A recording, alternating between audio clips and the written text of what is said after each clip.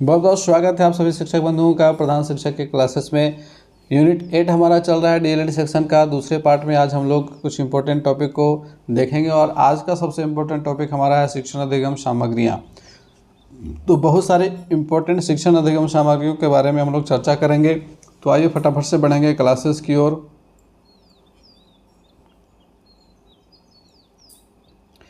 शिक्षण अधिगम सामग्रियाँ होती क्या है, पहले इसको समझ लीजिए। तो वे साधन या वे सामग्रियाँ जो अध्यापन अधिगम की प्रक्रिया को सरल, प्रभावकारी एवं रुचिकर बनाने हेतु प्रयोग में लाए जाते हैं, शिक्षण अधिगम सहायक सामग्रियाँ कहलाते हैं। तो यहाँ से आपके इस तरह से प्रश्न बनाए जाते हैं कि शिक्षण अधिगम सहायक सामग्रियाँ वे सामग्रियाँ होती हैं जो शिक्षण को बनाती हैं। विकल्प में दिया हुआ रहेगा सरल, प्रभावकारी, रुचिकर, एक से अधिक, उपरोक्त में से कोई नहीं। तो आपको यहाँ पर एक से अधिक में सिलेक्ट करना होता है। ठीक है, इसको उल्टा करके भी बनाया जा सकता है कि निम्न में से कौन शिक्षण अधिगम सहायक सामग्रियों का कार्य नहीं है। ठीक है, इस तरह से भी प्रश्न बनाए जाते हैं। तो क्रिटिकल थिंकिंग के साथ आपको चीज़ों को समझना है ताकि आपको अगर थोड़ा सा टेढ़ा प्रश्न भी मिल जाए तो आप उसको बना सकें। इसके प्रयोग से प्रतिभाशाली बालकों के चिंतन में गति एवं स्पष्टता आती है। प्रतिभाशाली बालकों के लिए क्या लाभ है? तो प्रतिभाशाली बालकों के चिंतन में गति एवं स्पष्टता आती है और मंदबुद्धि बालकों में सूक्ष्म प्रत्ययों, सूत्रों, सिद्धांतों आदि को मूर्त रूप में समझने की क्षमता का विकास होता है। तो जो बच्चे अपेक्षाकृत मंदबुद्धि के हैं, मानसिक रूप से पिछड़े हैं, तो उनके लिए क्या फ़ायदा है शिक्षण अधिगम सामग्रियों का? तो उन बालकों में सूक्ष्म प्रत्ययों, सूत्रों, सिद्धांतों आदि को मूर्त रूप में समझने की क्षमता का विकास होता है। शिक्षण सहायक सामग्रियों पर एक चीनी कहावत बिल्कुल फिट बैठता है जिसका समर्थन मारिया मोंटेसरी ने किया है। The thing which I here I may forget. The thing which I here I may forget, यानी कि वह चीज़ जिसे मैं सुनता हूँ मैं उसे भूल सकता हूँ। The thing which I see I may remember, वह चीज़ जिसे मैं देखता हूँ मैं याद रख सकता हूँ। But the thing which I do I can not forget, लेकिन वह चीज़ जिसे मैं करता हूँ उसे मैं नहीं भूलता हूँ, नहीं भूल सकता। तो जो करके सीखा जाता है उसे लोग नहीं भूलते हैं। ऐसा हम सभी ने अपने दैनिक जीवन में भी अनुभव किया है कि जब भी आप किसी एक्टिविटी में पार्टिसिपेट करते हो तो वो वहाँ जो चीज़ें घटित होती हैं वो हमें लाइफ टाइम याद रहती हैं। लेकिन अगर आप कोई किताब में कुछ पढ़ रहे थे, कुछ दिन तक याद रहता है, दोबारा रिवीजन नहीं हुआ, आपके दिमाग से निकल जाता है। आपको कभी कभी दिमाग में आएगा भी तो वो सारी चीज़ें बिल्कुल उसी तरह से जिस तरह से लिखी हुई थी वो नहीं याद आती हैं। तो इसीलिए कहा जाता है बच्चों के लिए कि बच्चे जब किसी भी एक्टिविटी में एक्टिवली पार्टिसिपेट करते हैं तो वहाँ पे वो जो कुछ सीखते हैं उन्हें वो याद रह जाता है। कोठारी आयोग की बात करते हैं। कोठारी आयोग 1964-66 में आया था। इसने भी शिक्षण सहायक सामग्रियों की महत्ता बताते हुए कहा कि शिक्षण की गुणवत्ता में सुधार करने के लिए प्रत्येक विद्यालय में सहायक सामग्री उपलब्ध कराना अति आवश्यक है। सहायक सामग्री वास्तव में अपने देश में शैक्षिक क्रांति ला सकती है। सहायक सामग्री वास्तव में अपने देश में शैक्षिक क्रांति ला सकती है। यह किसने कहा? कोठारी आयोग का ये कहना है, ये कथन है। शिक्षण सहायक सामग्रियों के प्रकार को समझ लीजिए। इसके अलग अलग प्रकार हैं, अलग अलग दृष्टिकोण पर, अलग अलग आधार पर इसके अलग अलग प्रकार हैं। तो सबसे पहला प्रकार इंद्रियों के आधार पर। ठीक है, तो इंद्रियों के आधार पर यानी कि इंद्रिय हमारी कितनी है? 5 हैं। तो उसके अकॉर्डिंग अगर हम देखते हैं तो इसमें 3 प्रकार यहाँ पर बनाए गए हैं। श्रव्य सामग्री, दृश्य सामग्री और श्रव्य दृश्य सामग्री। इंग्लिश में अगर इसको कन्वर्ट करें तो ये हो जाएगा ऑडियो, ये हो जाएगा विजुअल और ये ऑडियो विजुअल। ठीक है, तो श्रव्य सामग्री यानी कि जितने भी ऑडियो मटेरियल्स हैं जिसको हम लोग सुन सकते हैं, जैसे रेडियो है, टेप रिकॉर्डर है, ग्रामोफोन है, इसको हम केवल सुन सकते हैं, है ना। तो जो सामग्रियाँ केवल सुनने के काम में आती हैं, जिससे सुनकर के बच्चे सीखेंगे, वो सामग्रियाँ श्रव्य सामग्रियों की श्रेणी में आएंगी। ठीक है, तो कान हमारी ज्ञानेंद्रियाँ हैं। ठीक है, तो सुनने का काम यहाँ से हो रहा है। तो जितनी भी सामग्रियाँ जिससे सुनकर के सीखा जाए वो श्रव्य सामग्रियों के अंतर्गत आएंगी, ऑडियो एड्स कहेंगे इसको। ठीक है, दूसरा है दृश्य सामग्री यानी कि विजुअल एड्स। तो विजुअल में वे सारी चीज़ें आएंगी जिसे हम देखते हैं, हमारी आंखें देखने का काम करती हैं, तो देख करके सीखी जाने वाली चीज़ें जिससे बच्चे देख करके सीखेंगे। जितने भी चित्र हैं, मानचित्र है, ठीक है, ब्लैक बोर्ड पे आप कुछ भी चीज़ बनाते हैं, बच्चे उसको देख करके सीख रहे हैं, है ना। तो दृश्य सामग्रियों के अंतर्गत वे सारी सामग्रियाँ आ जाएंगी जिसको देख करके सीखा जाता है। चित्र, मानचित्र इसमें प्रमुख रूप से शामिल है। इसके बाद है श्रव्य दृश्य सामग्री, ऑडियो विजुअल एड्स। तो इसके अंतर्गत वे सारी सामग्रियाँ आ जाएंगी जिनमें हम देख और सुन दोनों सकते हैं, यानी कि दोनों ज्ञानेंद्रियाँ हमारी वहाँ पे वर्क करेंगी और हमारे सीखने की प्रक्रिया को मजबूत करेंगी। तो वे सामग्रियाँ श्रव्य दृश्य सामग्री कहलाएंगी। इसके अंतर्गत टेलीविज़न, मोबाइल फ़ोन, जितने भी डिस्प्ले पर चलने वाली चीज़ें हैं, है ना, जिसमें ऑडियो और विजुअल दोनों चीज़ें हैं, वो सारी सामग्रियाँ श्रव्य दृश्य सामग्रियों के अंतर्गत आ जाएंगी। ठीक है, दूसरा है प्रौद्योगिकी या तकनीकी के आधार पर। तो प्रौद्योगिकी के आधार पर दो प्रकार हैं, सॉफ्टवेयर और हार्डवेयर। तो सॉफ्टवेयर इसको मृदु उपागम भी कहते हैं या विधा भी कहते हैं। ठीक है, और हार्डवेयर को कठोर उपागम या माध्यम कहते हैं। तो इसमें देखिए, सॉफ्टवेयर में जो सॉफ्ट चीज़ें होती हैं जैसे कि चित्र है, ये मृदु उपागम के अंतर्गत आ जाएगा। और हार्डवेयर में जो सामान हम लोग यूज करते हैं जैसे कि टेलीविज़न है, रेडियो है, ये सारा हार्डवेयर के अंतर्गत चला आएगा, कठोर उपागम के अंतर्गत चला आएगा, माध्यम भी इसको कहते हैं। तीसरा है प्रक्षेपण के आधार पर। प्रक्षेपण क्या होता है? तो प्रक्षेपण यानी कि पर्दे पर प्राप्त करके किसी चीज़ को अगर हम देखते हैं, जैसे आपने देखा होगा प्रोजेक्टर के माध्यम से पर्दे पर किसी चीज़ को दिखा करके बच्चों को समझाया जाता है। तो प्रक्षेपी सामग्रियाँ वे सारी सामग्रियाँ आ जाती हैं जिनको प्रक्षेपित किया जाए, प्रक्षेपण किया जाए। ठीक है, यानी कि प्रक्षेपण का एक मतलब फेंकना भी होता है, थ्रो करना। तो चित्र को एक मशीन के द्वारा, एक यंत्र के द्वारा, जो छोटे छोटे चित्र होते हैं उनको बड़ा करके पर्दे पर दिखाया जाता है ना, ताकि चीज़ें अच्छे से समझ में आए। तो इसके अंतर्गत दो सामग्रियां हैं, एक प्रक्षेपी सामग्री, एक अप्रक्षेपी सामग्री। तो प्रक्षेपी सामग्री में वे सारी सामग्रियां आ जाएंगी जिसका प्रक्षेपण किया जाता है या प्रक्षेपण में उपयोग आता है, जैसे फिल्म स्ट्रिप, मैजिक लालटेन, आपका प्रोजेक्टर जितना भी हो गया। पुराने समय में मैजिक लालटेन वगैरह चलता था, अभी के समय में, आधुनिक समय में हमारा प्रोजेक्टर है जो कि प्रक्षेपी सामग्री है। और अप्रक्षेपी सामग्री में वे सारी सामग्रियां आ जाएंगी जिनका प्रक्षेपण नहीं होता है। और सबसे इम्पोर्टेंट एनसीईआरटी के अकॉर्डिंग, तो एनसीईआरटी के अकॉर्डिंग देखिए, ग्राफिक्स है, डिस्प्ले या प्रदर्शन सामग्री, त्रिआयामी सामग्री, श्रव्य सामग्री, प्रक्षेपी सामग्री, प्रक्रिया सामग्री। ये टोटल कितने हो गए? 6 हो गए। तो 6 प्रकार हैं एनसीईआरटी के अकॉर्डिंग। ग्राफिक्स में आपके सारे चित्र आ जाते हैं। ठीक है, जितने भी चित्र हैं वो सारा ग्राफिक्स के अंतर्गत चला आता है। चित्रकथा आपने देखा होगा, कॉमिक्स आपने देखा होगा, वो सारा ग्राफिक्स के अंतर्गत चलाएगा। दूसरा डिस्प्ले या प्रदर्शन सामग्री, तो इसमें आपका बुलेटिन बोर्ड आ जाता है, नोटिस बोर्ड आ जाता है, जिसके ऊपर हम डिस्प्ले करते हैं, प्रदर्शन करते हैं। श्याम पट्ट भी आपका डिस्प्ले में ही आ जाता है। इसके बाद है त्रिआयामी सामग्री। तो 3D मटेरियल्स में वे सारी चीज़ें आ जाएंगी जो हम एज ए मॉडल यूज करते हैं। ठीक है, जैसे कि ग्लोब है, तो ग्लोब क्या है? वो हमारे धरती का मॉडल है, नमूना है। तो जितने भी मॉडल हम लोग इस्तेमाल करते हैं वे सारे त्रिआयामी सामग्री में चलाएगा। आपने मैथ में पढ़ाते समय देखा होगा कि हमारे पास 3D शेप्स होते हैं, वे सारे त्रिआयामी सामग्री में चली आ जाएंगी, शंकु, गोला, बेलन, है ना। इसके बाद है श्रव्य सामग्री। तो ऑडियो एड्स अभी हम लोगों ने चर्चा की, जिसको सुन कर के सीखेंगे। प्रक्षेपी सामग्री, तो प्रक्षेपी सामग्री में वे सारी सामग्री आ जाएंगी जिनका प्रक्षेपण किया जाएगा। और लास्ट है प्रक्रिया सामग्री।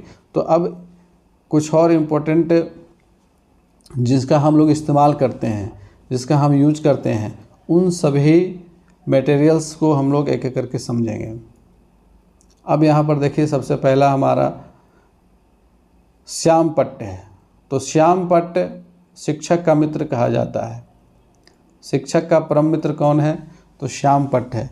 ये हमारा सबसे अच्छा दोस्त है। हमारे क्लास में हम जो कुछ समझाना चाहते हैं, सिखाना चाहते हैं, अगर कुछ भी नहीं है, ब्लैक बोर्ड है, चौक है, तो हम इसके माध्यम से चित्र बना करके, रेखा चित्र बना करके, ड्राइंग बना करके, लिख करके चीज़ों को समझा सकते हैं, एक्सप्लेन कर सकते हैं। तो श्याम पट्ट जो है वो शिक्षकों का परम मित्र होता है। और श्याम पट्ट के बारे में कुछ नियम है जो आपको ध्यान में रखने चाहिए। एज ए टीचर आप सभी को पता ही होगा। सबसे पहले इसका नियम होता है कि इस पर लिखने का तरीका क्या होता है। तो इस पर लिखने का तरीका ये होता है कि आप एकदम पीछे घूम करके मत लिखें, मतलब कि आपका जो बॉडी है वो एंगल के साथ होना चाहिए। वहाँ पे आप एकदम पीछे घूम जाएंगे, आपका बैक दिखेगा तो फिर बच्चे इधर शोर करना शुरू करेंगे। तो आपका बैक नहीं दिखना चाहिए, ठीक है। आपका एंगल थोड़ा सा होना चाहिए, है ना। 45 डिग्री पर आप रहें, वो सही होता है। आपका एक आधा ध्यान उधर क्लास की ओर होना चाहिए, आधा ध्यान बोर्ड की ओर होना चाहिए। ये तरीका होता है। इसके बाद दूसरा नियम क्या होता है कि चौक और बोर्ड के बीच बनने वाला एंगल, ये भी 45 डिग्री का होता है, तभी सही लिखा जाता है, ठीक है। सीधी लाइन में लिखना हो या आपकी राइटिंग अच्छी हो तो उसके लिए ज़रूरी है कि आपके हाथ और बोर्ड का जो एंगल है, जैसे चौक आपने पकड़ा है तो ये 45 डिग्री के बीच का होना चाहिए। इसके बाद बोर्ड को साफ़ करने का भी नियम होता है कि बोर्ड को साफ़ कैसे किया जाना चाहिए। तो बोर्ड को साफ़ करने का नियम है कि ऊपर से नीचे की ओर साफ़ करें, गोल गोल घुमा करके नहीं करें। तो इस तरह से कुछ नियम है। और साथ ही बोर्ड को जब आप यूज करते हैं तो यूज करने के बाद बोर्ड को साफ़ कर देना चाहिए, यह भी एक नियम है। क्लास में कुछ चीज़ें लिखी जाती हैं, जैसे कि आप पाठ्य योजना में बनाते हैं तो जो आपका ऊपर में आप लिखते होंगे, है ना, आप यहाँ पर कोने में सबसे पहले क्या लिखते हैं, जाते हैं तो डेट लिखते हैं। डेट लिखने के बाद फिर आप वहाँ पर बहुत सारी चीज़ें मेंशन करते हैं, पीरियड कौन सा चल रहा है, उसके अलावा सब्जेक्ट कौन सा है, टॉपिक कौन सा पढ़ा रहे हैं, है ना। तो ये सारी चीज़ें लिखी जाती हैं, तो ये बोर्ड पर मेंशन करना होता है। तो ये सारा ब्लैक बोर्ड को यूज करते समय ये सारा रूल फॉलो किया जाता है। दूसरा है वास्तविक पदार्थ या प्रत्यक्ष वस्तु, जिसको हम लोग रेयालिया कहते हैं। तो रेयालिया क्या है? तो रेयालिया भी शिक्षण सहायक सामग्री का एक प्रकार है, जिसमें हम वास्तविक पदार्थ या प्रत्यक्ष वस्तु को बच्चों को समझाने के लिए अपने कक्षा में प्रयोग करते हैं। यह किसी संस्कृति विशेष से जुड़ी हुई चीज़ें होती हैं और किसी विशेष स्थान पर ही पाई जाती हैं, ये सभी जगह नहीं पाई जाती हैं, ठीक है। आप यहाँ पर कुछ चीज़ों को देख रहे हैं चित्र में, ये कुछ विशेष जगहों पर ही पाई जाती हैं। हम लोगों में से बहुत सारे चीज़ों को पहचानते भी नहीं हैं, उनका नाम भी नहीं जानते होंगे। जो भी चीज़ें यहाँ पे दिख रही हैं, कुछ चीज़ों का नाम हम लोग नहीं जानते हैं क्योंकि हमारे यहाँ प्रयोग नहीं होता है, ठीक है। लेकिन जिस संस्कृति विशेष में प्रयोग होता है वहाँ पे सभी लोग इसको पहचानते हैं। तो अगर कोई बच्चा कहीं दूसरी जगह से आया, बाहर से आया है, तो उसे अगर चीज़ों को समझाना हो तो हम प्रत्यक्ष वस्तु की मदद से सिखाते हैं, समझाते हैं। तो जब हम वास्तविक पदार्थ या प्रत्यक्ष वस्तु का इस्तेमाल अपने क्लास में कर रहे होते हैं, दैट मीन्स हम रेयालिया का यूज़ कर रहे होते हैं। इसके बाद है मॉडल या प्रतिमान या प्रतिदर्श, जिसको डायोरामा भी कहते हैं, ठीक है। तो अगर आपसे पूछ दिया जाए कि डायोरामा क्या होता है, तो डायोरामा मॉडल या प्रतिमान होता है। जैसे कि आप यहाँ पर देख रहे हैं, ये सोलर सिस्टम बना हुआ है, किसी बच्चे ने बहुत खूबसूरती से इसे तैयार किया है। ये सोलर सिस्टम है।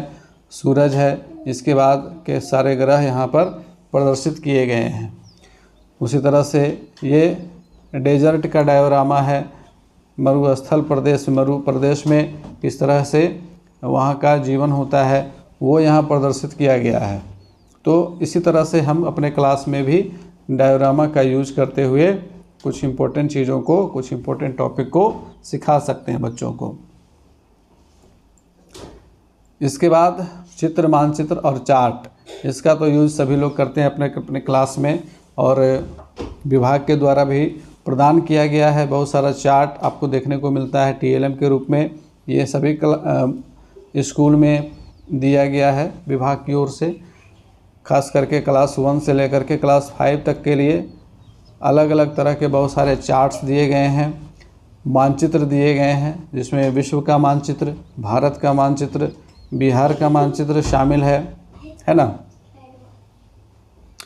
इसके बाद रेखा चित्र की बात करते हैं। रेखा चित्र यानी कि जो भी कलाकारी बनाई गई है, जो भी चित्रकारी बनाई गई है, इसका यूज भी हम लोग करते हैं बच्चों को समझाने के लिए, तो वो सब रेखा चित्र के अंतर्गत आता है। अब इसके बाद एक देखिए यहाँ पे प्रक्षेपी सामग्री आ गया। ये फिल्म स्ट्रिप है, जिसको हम लोग रील भी कहते हैं अपनी भाषा में।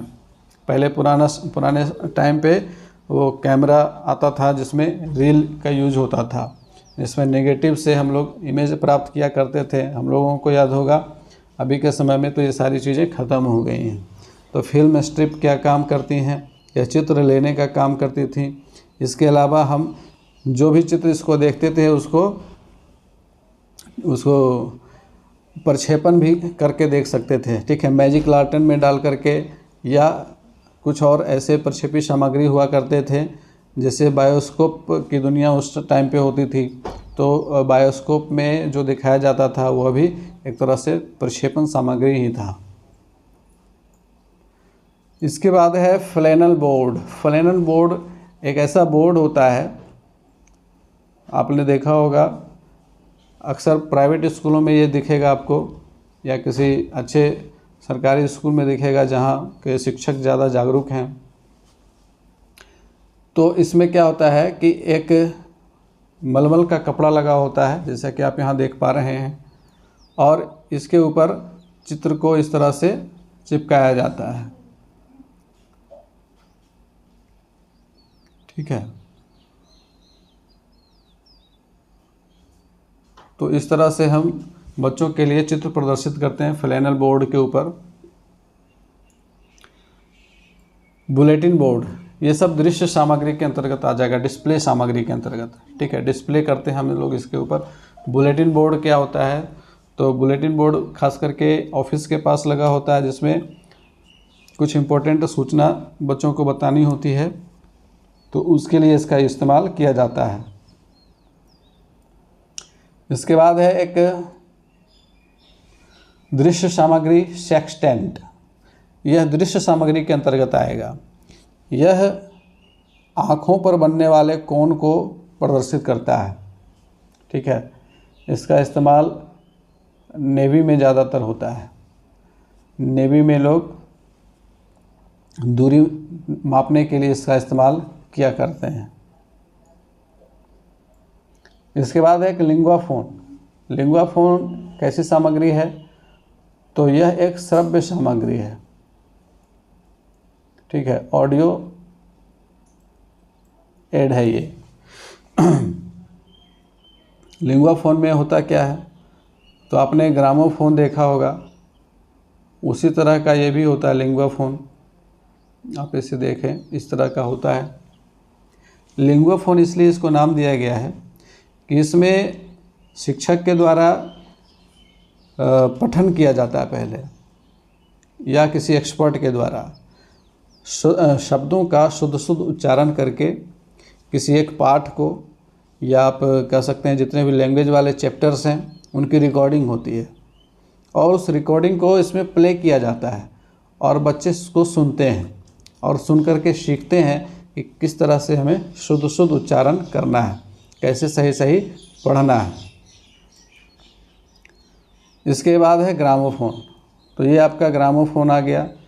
ग्रामोफोन पुराने समय में गाना बजाने का प्रमुख साधन हुआ करता था। ये इस तरह से आप यहाँ देख सकते हैं। ये ऑडियो प्लेयर एक लगा होता था नीचे, और ये आपका एम्पलीफायर है जिससे साउंड निकलता था। जैसे हम लोगों ने देखा आगे चल कर के इसी का परिष्कृत रूप सीडी बना, है ना। तो सीडी, डीवीडी ये सब जो बना ये इसी का परिष्कृत रूप रहा। तो ग्रामोफोन में एक यहाँ पर नीचे तो प्लेयर लगा होता है और इसके ऊपर एम्पलीफायर लगा होता है, यहाँ से आवाज़ निकलती थी। तो ये सब पुराने ज़माने की चीज़ें हैं, अब तो इसका इस्तेमाल भी नहीं होता है, कोई जानते भी नहीं है। अब इसका भी टाइम ओवर होने को हो गया है। रेडियो, अब तो सबके मोबाइल में रेडियो इनबिल्ट कर दिया गया है, तो इसका भी टाइम लगभग ओवर हो गया। अब तो जो कुछ पुराने समय के लोग बचे हैं वही रेडियो का इस्तेमाल करते हैं, और ख़ास करके हमारा ग्रामीण क्षेत्र इतना विस्तृत है कि अभी भी रेडियो मिल जाता है। तो रेडियो को किस श्रेणी में रखेंगे, तो ऑडियो, ये सब अभी हम लोग जो देख रहे हैं यहाँ से, लिंगाफोन, ग्रामोफोन, रेडियो, ये सारे ऑडियो एड्स हैं, ठीक है। ऑडियो एड यानी कि श्रव्य सामग्री। और एक समय था जब स्कूल में रेडियो दिया जाता था, हर एक स्कूल में एक एक रेडियो प्रोवाइड किया गया था, और रेडियो पर पढ़ाई के संबंध में प्रसारण होता था। रेडियो पर पढ़ाई होती थी, इंग्लिश की पढ़ाई खास करके रेडियो के माध्यम से कराई जाती थी। इसके बाद है टेप रिकॉर्डर, जिसमें कैसेट प्ले किया जाता था, है ना। रील वाला कैसेट होता था, कभी कभी वो घूमने लग जाता था तो उसका साउंड चलते चलते वो गाना अच्छे से बेगाना हो जाता था। तो यह भी ऑडियो एड है। इसके बाद देखिए ऑडियो विजुअल एड्स आ गया। ये पुराने ज़माने का टीवी और ये नए ज़माने का टीवी। टेलीविज़न में भी बहुत ज़्यादा परिवर्तन देखने को मिला है, लेकिन इसका काम वही है, फंक्शन वही है। ये ऑडियो विजुअल एड है, इसमें आँख और कान दोनों सक्रिय हो जाते हैं। वृत्त चित्र, डॉक्यूमेंट्री। अब देखिए डॉक्यूमेंट्री क्या है तो किसी भी क्या कहते हैं उसको, दार्शनिक स्थल के बारे में अगर आपको बताना हो या किसी व्यक्ति विशेष के बारे में बताना हो तो हम उसका वृत्त चित्र दिखाते हैं, बच्चों को डॉक्यूमेंट्री दिखाते हैं। और डॉक्यूमेंट्री प्रोजेक्टर के माध्यम से भी दिखा सकते हैं या टीवी के भी माध्यम से दिखा सकते हैं। अब तो सबसे आसान सा उपाय है कि आप अपना मोबाइल निकालिए और उसमें जो भी डॉक्यूमेंट्री दिखाना हो गूगल में जाकर के टाइप कीजिए, यूट्यूब पे टाइप कीजिए, आ जाएगा, उसको बच्चों को दिखा दीजिए। तो यह भी एक ऑडियो विजुअल एड ही कहलाता है। इसके बाद देखिए प्रोजेक्टर्स है। तो प्रोजेक्टर्स ये सारे जितने भी हैं ये सब प्रक्षेपी सामग्री में आ जाएंगे, ठीक है। और आप देखिए पुराने ज़माने का एक मैजिक लालटेन है, यहाँ पे इसको कहते हैं मैजिक लालटेन, मैजिक लैंटर्न। इसका काम होता था छोटी छोटी वस्तुओं को बड़ा करके पर्दे पर दिखाना। इस तरह से यहाँ पर देखिए मैजिक लालटेन के द्वारा वस्तुओं को दिखाया जा रहा है। अब इसके अंदर जो है चित्र को रखा जाता था और यह चित्र मैजिक लालटेन के द्वारा यहाँ पर्दे पर इस तरह से प्रदर्शित हुआ करता था। तो अभी जो प्रोजेक्टर काम करता है वही काम मैजिक लालटेन किया करता था। इसके बाद देखिए एपीस्कोप, ये भी पुराने समय का प्रोजेक्टर है। एपीस्कोप का भी काम वही होता था। इस तरह से इसके अंदर यहाँ पर एक चित्र का जो भी कागज़ पर अगर चित्र बना है तो उसको डाल दिया जाता था और यहाँ से वो प्रक्षेपित होता था और पर्दे पर दिखता था। इसके बाद इसका और परिष्कृत रूप है एपीडायस्कोप। एपीडायस्कोप के माध्यम से चित्र को और ज़्यादा अच्छा से बड़ा करके दिखाया जाने लगा। तो एक तरह से हम देख सकते हैं कि हमारे अतीत से वर्तमान की ओर हम यहाँ पे बढ़ रहे हैं प्रोजेक्टर के दुनिया में। सबसे पुराना हमारा प्रोजेक्टर कौन है, तो मैजिक लालटेन है, याद रखेंगे। अगर पूछ दे एग्ज़ाम में कि सबसे पुराना प्रोजेक्टर कौन है तो मैजिक लालटेन है। इसके बाद आया एपीस्कोप, इसके बाद आया एपीडायस्कोप। अब देखिए हमारे नए ज़माने का प्रोजेक्टर है।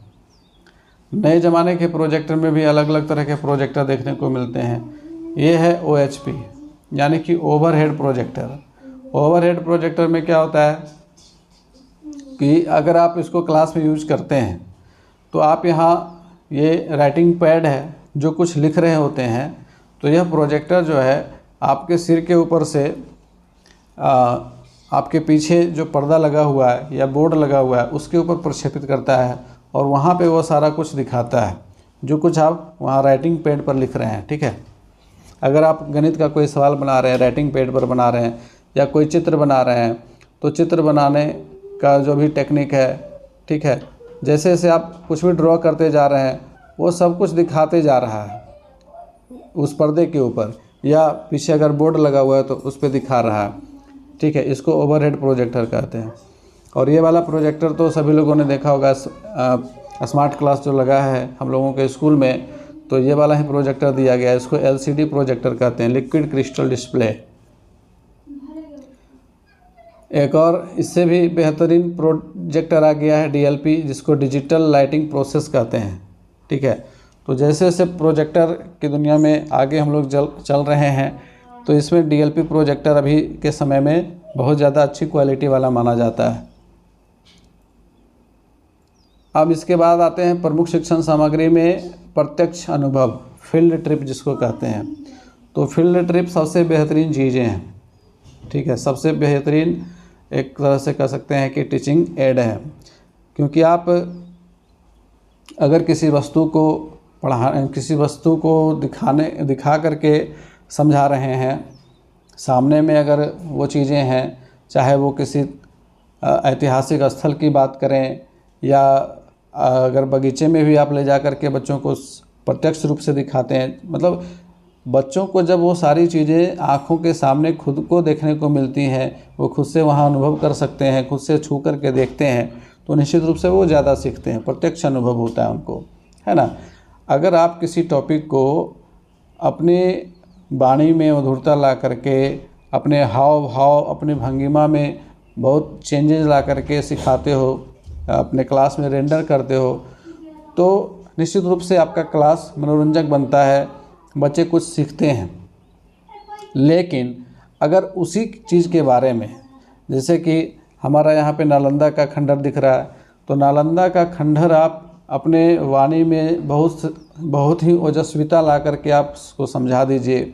नालंदा का खंडहर ऐसा, नालंदा विश्वविद्यालय ऐसा था, वैसा था, अभी के टाइम पर ऐसा हो गया, वैसा हो गया। आप खूब अच्छे से बच्चे को समझा दीजिए और उसी बच्चे को नालंदा ले जा कर के दिखा दीजिए, दोनों में आसमान ज़मीन का अंतर हो जाता है।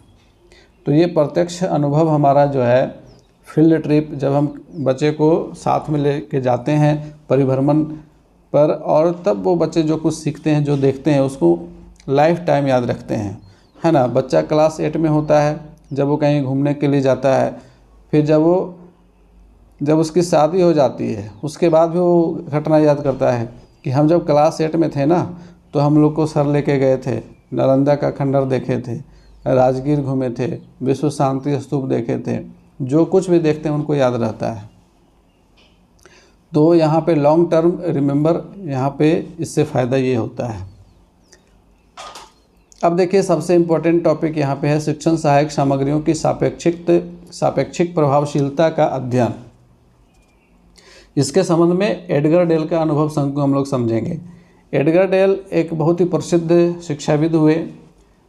इनका जन्म 27 अप्रैल 1900 ईस्वी को हुआ था, मृत्यु इनकी 8 मार्च 1985 को हो गई थी। ये एक अमेरिकी शिक्षाविद थे। इन्होंने शिक्षण अधिगम सहायक सामग्रियों की सापेक्षिक प्रभावशीलता का सिद्धांत दिया। एडगर डेल ने अपने इस सिद्धांत को एक शंकु के रूप में प्रस्तुत किया, जिसे एडगर डेल का अनुभव शंकु कहा जाता है। कोन ऑफ एक्सपीरियंस या अधिगम पिरामिड भी कहते हैं, लर्निंग पिरामिड। ठीक है, तो ये लर्निंग पिरामिड क्या है, इसको आइए इधर समझ लेते हैं हम। द कोन ऑफ लर्निंग, इसको देखिए, इसमें जो कुछ भी हम लोग पढ़ते हैं या जो कुछ अनुभव करते हैं, तो आफ्टर 2 वीक्स, 2 सप्ताह के बाद यानी कि 15 दिन के बाद वी टेंड टू रिमेंबर, हमें कितना उसका हिस्सा याद रहता है, इसकी उन्होंने एक पिरामिड बनाई। और इस पिरामिड में सबसे ऊपर के स्तर पर है रीडिंग। आप सिंपल किताब निकालते हो, कोई कहानी पढ़ते हो, कोई कविता पढ़ते हो, या स्टूडेंट लोग को शिक्षक के द्वारा पढ़ाया जाता है। तो पढ़ाना तो फिर अलग हो गया, खुद से अगर पढ़ते हैं, ठीक है, बच्चे अगर खुद से पढ़ते हैं तो उसका 10% वो याद रखते हैं। 10% ऑफ व्हाट वी रीड, बच्चे ही नहीं कोई भी। अब बाद में किसी किसी को बहुत दिनों तक याद रह जाता होगा तो वो अलग बात है, लेकिन हम लोग जनरल वे में लेकर चलेंगे। जो भी थ्योरीज जाती हैं वो जनरल वे में चलती हैं, अब बाद को छोड़ दी जाती हैं। तो 10% ही याद रह पाता है जो कुछ हम लोग पढ़ते हैं। और हियरिंग वर्ड्स, जैसे कि हम लोग क्लास में जा कर के बच्चों को पढ़ाते हैं तो बच्चे वहाँ पे सुन रहे हैं ना, हमने बहुत अच्छे तरीके से कहानी के माध्यम से किसी टॉपिक को अगर पढ़ा दिया बहुत अच्छे से, तब भी वो 20% ही याद रख पाएंगे। 20% ऑफ व्हाट वी हियर, हम लोग जो कुछ सुनते हैं उसका 20% ही याद रह पाता है 15 दिन के बाद। इसके बाद है सीइंग, यानी कि देख करके। जो कुछ हम लोग देखते हैं तो हमारे सामने जो घटनाएं घटित होती हैं विजुअल्स में, उसका हमें 30% याद रह पाता है, ठीक है।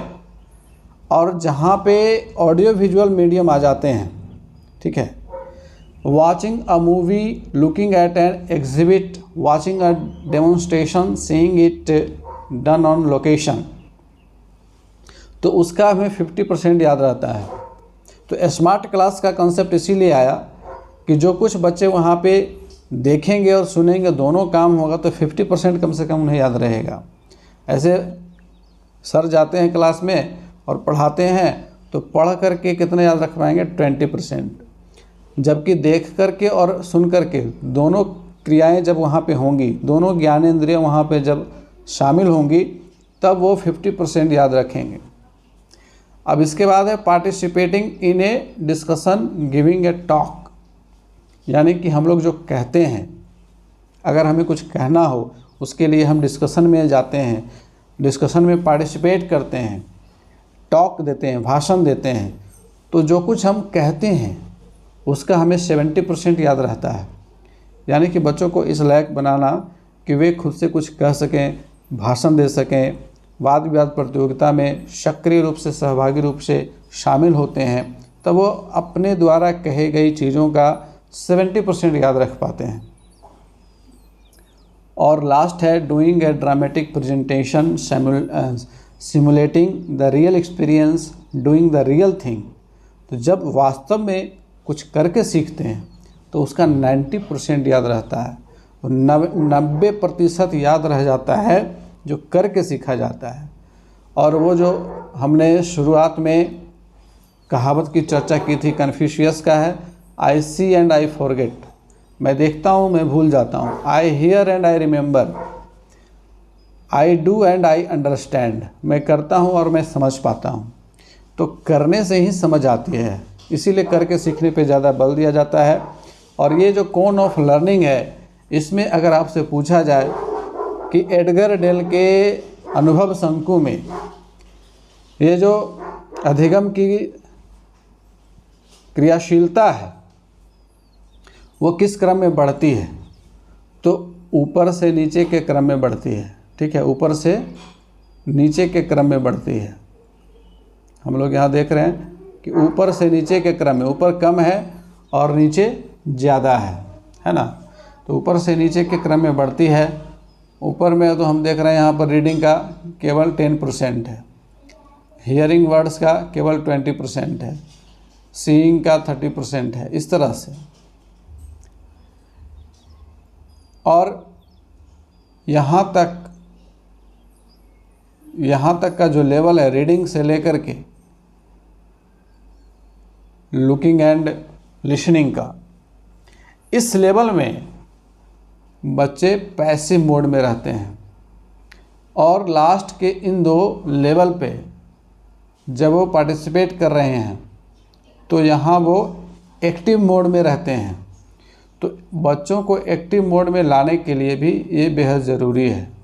ठीक है, ये एक्टिव मोड और पैसिव मोड, तो इस फ्रेम को आप कैप्चर करके रखें और इसको ध्यान में रखें, क्योंकि यहाँ से सवाल बनते हैं, आने चाहिए सवाल। और यहाँ पे हमारा आज का क्लास होता है समाप्त। इसके बाद हमारा नेक्स्ट क्लास आएगा आईसीटी के ऊपर, तो बने रहेंगे क्लासेस में। और अगर आपने अभी तक चैनल को सब्सक्राइब नहीं किया तो सब्सक्राइब कर लीजिएगा, और क्लास कैसा लगा है कमेंट करके ज़रूर बताइएगा, और अपने अधिक से अधिक साथियों तक रिकमेंड भी कीजिए ताकि उनको भी इसका बेनिफिट मिल सके। मिलेंगे फिर से नेक्स्ट क्लास।